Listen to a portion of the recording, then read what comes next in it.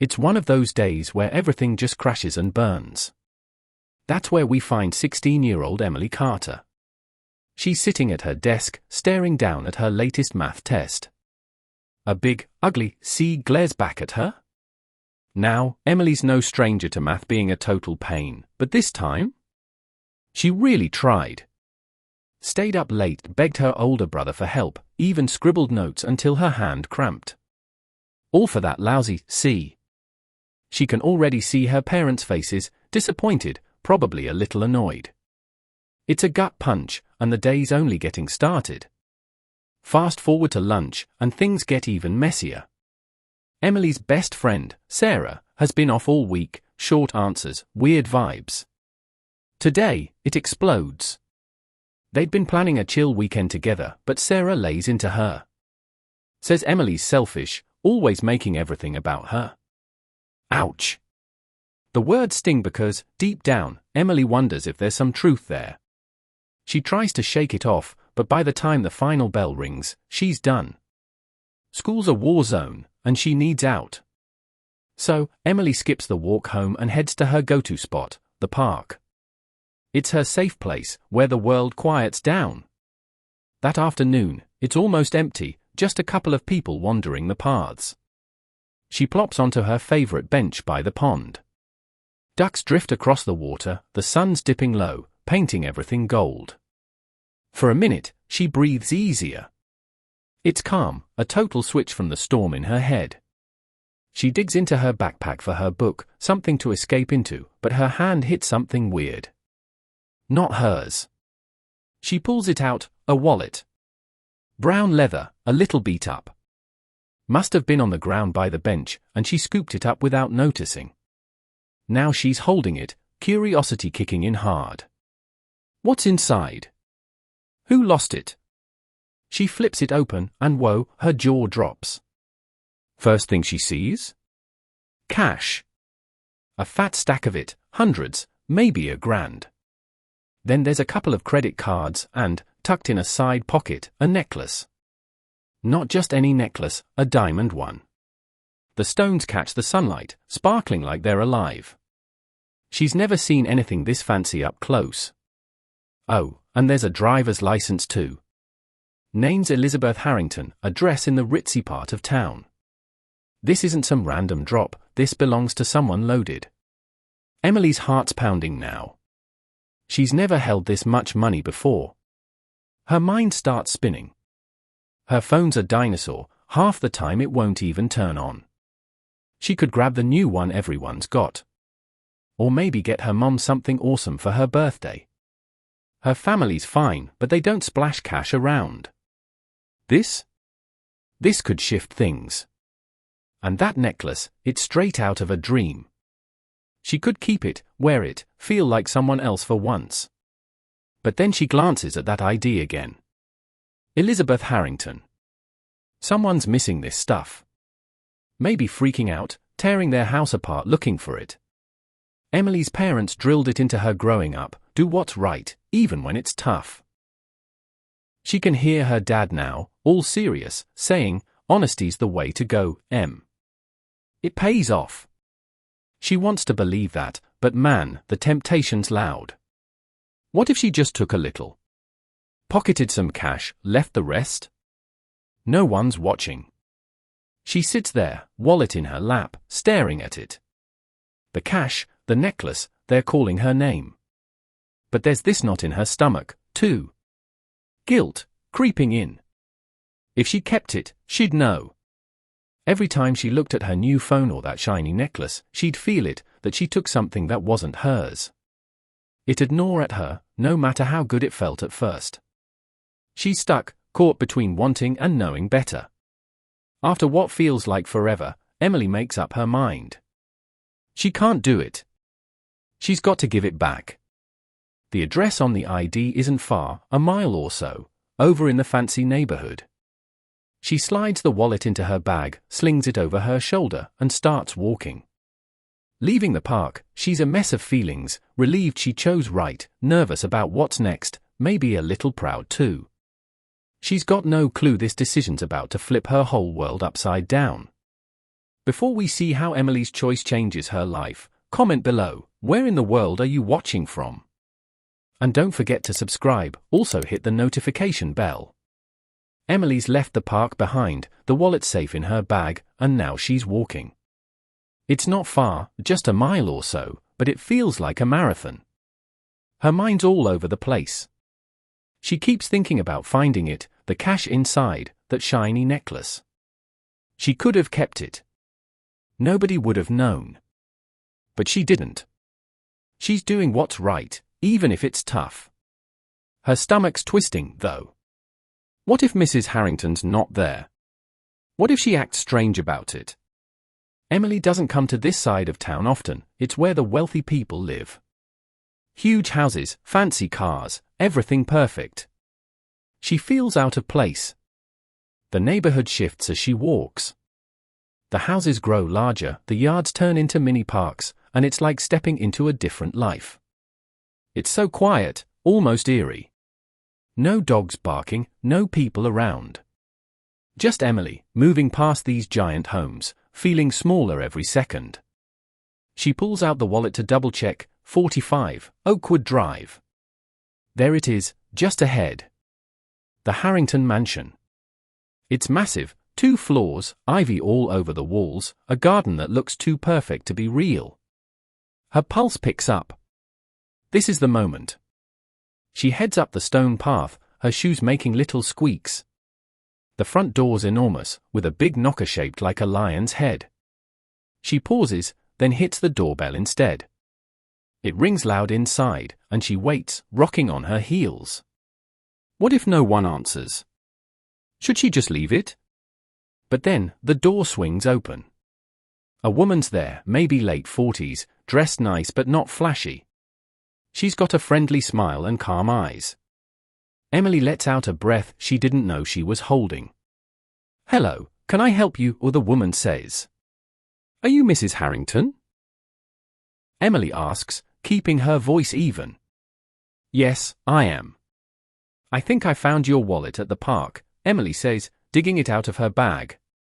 She hands it over, and Mrs. Harrington's face changes, shock, then joy, all mixed together. "Oh my goodness, thank you. I lost it this morning and didn't even know where to look. Please, come inside." Emily steps in, her feet sinking into a thick rug.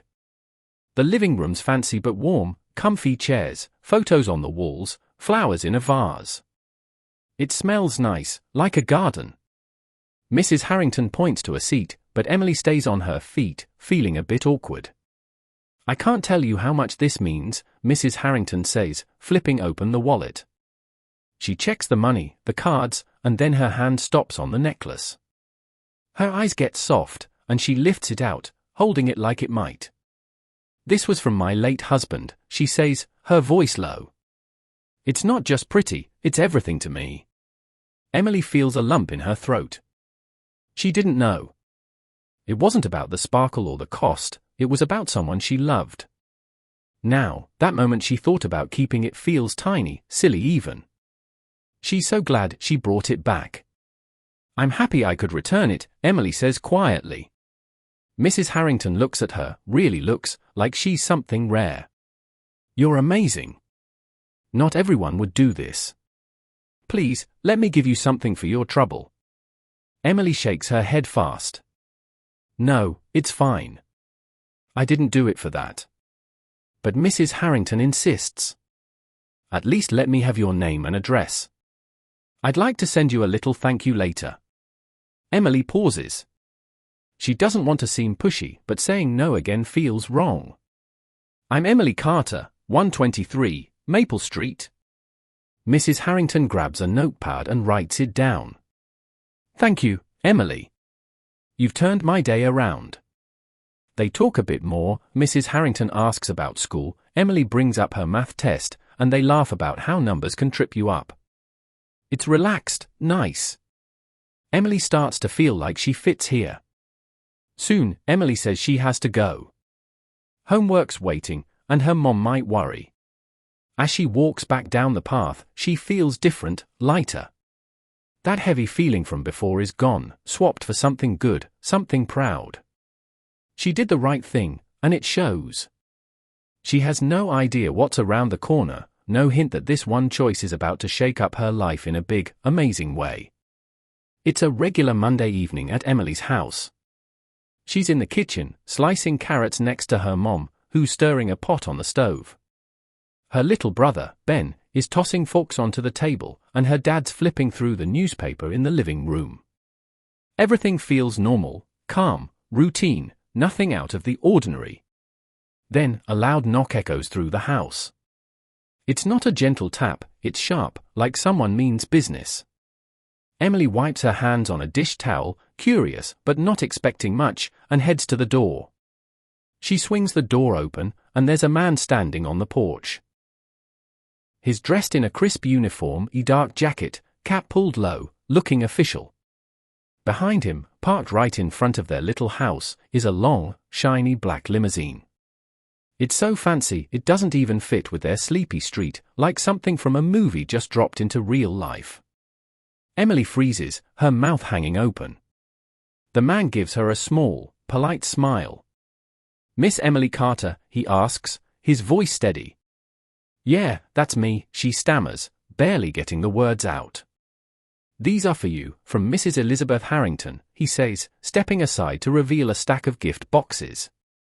They're big, wrapped in glossy paper with ribbons tied tight.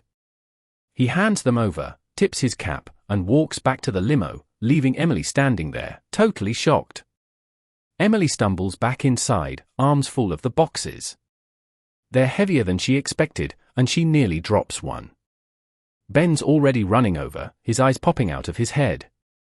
"Whoa! What's in those? Where'd they come from?" he asks, bouncing on his toes.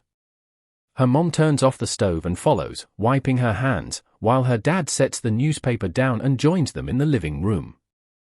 They crowd around the coffee table as Emily stacks the boxes, her hands shaking a little. "Who's Mrs. Harrington?" her mom asks, eyeing the fancy wrapping. "She's the lady from the park," Emily says, still dazed. "I found her wallet and gave it back. She said she'd send a thank you, but I didn't think this." Emily reaches for the first box. It's the biggest, covered in silver paper with a thick gold ribbon. She pulls the bow loose and tears into it, careful not to rip too fast. Inside, nestled in tissue paper, is a brand new smartphone. Not some basic model, the newest one, sleek and shiny, the kind her friends have been talking about for months. Her current phone's a mess, with a cracked screen and a battery that dies every 5 minutes. She lifts this one out, turning it over in her hands, and Ben leans in close. "Can I use it for games?" he begs, grinning. Emily just laughs, too stunned to answer. She moves to the next box, smaller but just as pretty, wrapped in deep blue paper. She peels it open and finds an envelope sitting on top. It's thick, cream-colored, with her name written in neat cursive. She slides out a note and reads it out loud. "Dear Emily, your honesty and kindness touched me deeply. These gifts are a small way to say thank you. I hope they bring you happiness, just like you brought me. Sincerely, Elizabeth Harrington." Under the note, there's a stack of cash, $20,000 in fresh, crisp bills. Emily's breath catches. Her dad lets out a quiet whistle, and her mom's eyes go wide. "That's it a lot, Em," her dad says, shaking his head in amazement. The third box is the smallest, wrapped in soft lavender paper with a tiny white bow. Emily opens it carefully, and inside she finds a silk scarf in a rich purple shade, folded neatly. Next to it, a pair of pearl earrings gleam in the light. Simple, classy, perfect for something special. She lifts the scarf, letting it slip through her fingers, soft as a whisper. The earrings catch the light as she holds them up. These aren't just things, they're a nod to what she did, a quiet thank you for choosing to be honest. Her mom wraps her in a big hug, squeezing tight. "I'm so proud of you, sweetie. You did something really good, and now look at this." Ben's still staring at the phone, but he smirks at her. "You're, like, famous or something now." Emily smiles, her cheeks warm. It's not just the gifts making her feel this way, it's knowing her choice mattered. She didn't expect anything when she handed the wallet back, but now, here's proof that doing the right thing can come back to you in a big way. That night, Emily sits at her desk with a pen and paper. She writes a thank you letter to Mrs. Harrington, telling her how grateful she is and promising to use the gifts well. And she means it. Over the next few days, she puts that promise to work. She takes some of the cash and heads to the store, buying bags of food, toys, and blankets for the animal shelter she helps out at. The dogs wag their tails like crazy when she drops it off. Another chunk of the money goes to the food bank her family likes to support, helping people nearby. The rest, she slips into her savings jar, dreaming about college someday. The phone turns into more than just a cool toy. It's a way to fix things. She calls Sarah, her best friend, and they talk out their fight from last week. Soon, they're laughing again, even planning a school project together. The phone keeps her tied to her family, the shelter, everyone she cares about. Every time she picks it up, it's a little reminder, being honest isn't just a rule, it changes things, sometimes in ways you don't see coming. When Emily thinks back to that day in the park, she knows it was a big moment. It wasn't about the limo or the boxes, it was about sitting on that bench, deciding what to do with a stranger's wallet. She could have kept it quiet, taken the easy path. But she didn't. And now, she's got more than just stuff. She's got proof she can make tough calls and come out stronger. Could you walk away from a diamond necklace? Smash the like button if you think honesty pays off. After the limousine drove off and the excitement of the gift settled, Emily didn't just kick back and enjoy her haul. She had ideas brewing, ways to keep the good feelings alive.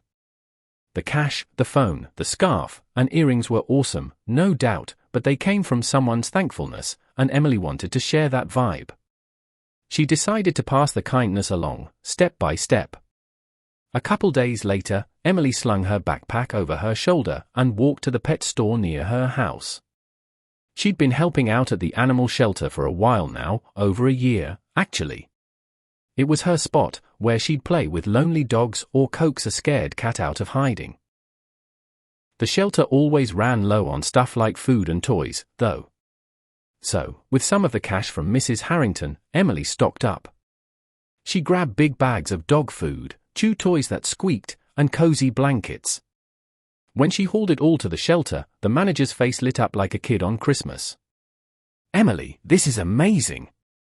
You're a hero to these animals," she said, pulling her into a hug.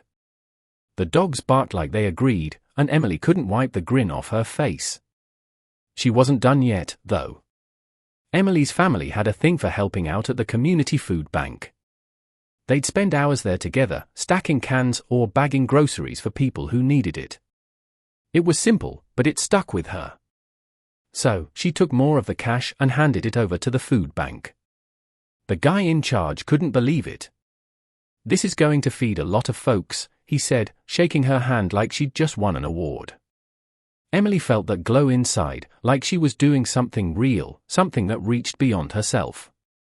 She wasn't hogging the gifts, she was stretching them to help more people. Then came the phone. It wasn't just a cool new thing to show off, it changed everything. Her old one was a wreck, always dying when she needed it most. This new one, though? It worked like a dream. And it gave her a shot at fixing something big, her friendship with Sarah. They'd had that ugly fight a while back, and things still felt off. With the new phone, Emily could call Sarah without stressing about it cutting out. One evening, she took a deep breath and tapped Sarah's number, hoping they could patch things up. "Hi, it's me," Emily said when Sarah answered. "Hi," Sarah said back, sounding a little guarded. "Look, I'm really sorry about before. I was a jerk, I didn't mean to snap at you. I was just messed up that day." There was quiet for a second, then Sarah let out a breath. "I'm sorry too. I got mad too fast. It's been a rough week." They kept talking, smoothing out the rough spots, and soon they were laughing like nothing had ever happened. They even made plans to tackle a school project they'd been avoiding. That phone wasn't just a tool, it was a way to pull their friendship back together. As time went on, Emily started connecting the dots. It all went back to that moment in the park when she found the wallet. If she'd kept it, none of this would have happened, no gifts, no shelter donations, no fixing things with Sarah. It was like tossing a stone into water, the waves kept spreading. She'd always heard that doing the right thing pays off, but now she saw it for real. It wasn't about the stuff she got, it was how one honest move kicked off a whole chain of good. Emily began looking at kindness differently. It wasn't just a sweet thought, it had power. She thought about Mrs. Harrington, how losing that necklace could have crushed her, but instead, Emily gave it back, and it led to all this. The gifts didn't just land in her lap. They turned into help for animals, food for families, and a stronger bond with Sarah. It was like a loop, each good deed feeding into the next. She felt like she was hooked into something huge, something that really counted. One day, Emily plopped down with her journal and started writing it all out. She jotted down the wallet, the limo, the gifts, and what she did with them. But the big thing she wrote about was how it changed her, like she could do something that mattered, even if it wasn't loud or flashy. She wasn't some big-shot do-gooder, but she'd made an honest choice, and it bounced back to her in ways she never expected. She shut the journal, feeling light. Months after the limo rolled away and the gift settled into Emily's life, something clicked for her. It wasn't just about the wallet or the shiny necklace anymore. It was bigger than that. She started seeing how one honest move could spark a whole chain of events. She used to think change needed grand gestures, big, loud moments. But now? She got it. The little things matter most. Handing back that wallet didn't just score her a phone or some extra cash. It pulled her closer to her friend, helped animals and families in need, and proved she could shake things up for the better. It felt like she'd stepped into a new version of herself, part of something real and meaningful. Then there was Mrs. Harrington. She didn't just drop off gifts and call it a day. A few weeks after that limo moment, she reached out again. This time, she invited Emily's family over for tea. Nothing fancy, just a simple afternoon in her garden, cups steaming, an easy conversation flowing. But it planted a seed. Mrs. Harrington started asking Emily about her life, school, her dreams, even her battles with math. She didn't just listen, she jumped in, offering pointers and tricks from her own experience. Soon, she was more than a generous stranger. She became a guide, someone Emily could turn to for advice or a boost when things got tricky. It was a quiet bond, but it meant the world to Emily. When Emily looked back, it hit her hard. Returning that wallet was like dropping a tiny stone into water. The ripples kept going, reaching places she never thought possible. It wasn't about the cash or the presents, it was about trust and kindness tying people together. She saw how doing what's right, even when it's tough, can come back around in the best ways. It made her wonder if the world could run smoother if everyone gave it a shot. One small act, and suddenly, lives were brighter. That's the kind of power she stumbled into, and she wasn't letting it go. If this story restored your faith in kindness, subscribe and hit the notification bell.